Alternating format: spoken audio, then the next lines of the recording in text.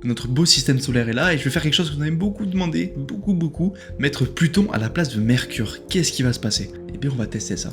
Donc, comme d'habitude, on va placer le Soleil, et on va mettre autour Pluton. Je vous laisse me mettre en commentaire la distance Soleil-Mercure. C'est un peu plus compliqué que Soleil-Terre. Si vous le savez, vous êtes des boss. Donc Pluton est juste là. Regardez, déjà, première chose qui se passe, elle s'évapore. Pour plusieurs raisons. Pluton est composé beaucoup de glace. Comme une comète, les rayonnements du Soleil vont faire évaporer Pluton et lui donner une sorte de queue.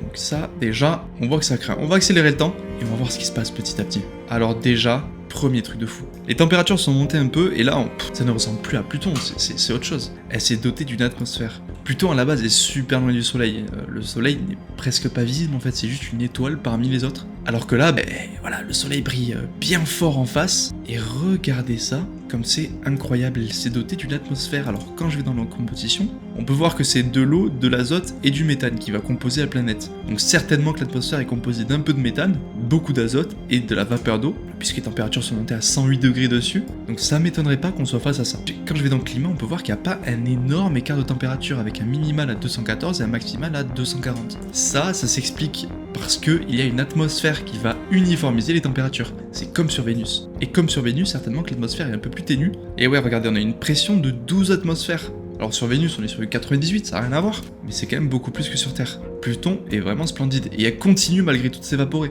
Ça, c'est parce qu'elle n'a pas de champ magnétique. Il n'y a pas de quoi protéger la planète des rayonnements ultra puissants de l'étoile. C'est incroyable. Je pensais vraiment pas qu'elle allait être dotée d'une atmosphère. Si ça vous a plu, vous l'avez compris, abonnez-vous, mettez-moi en commentaire ce que vous voulez qu'on teste dans la prochaine vidéo. Et sur ce, on se voit plus tard.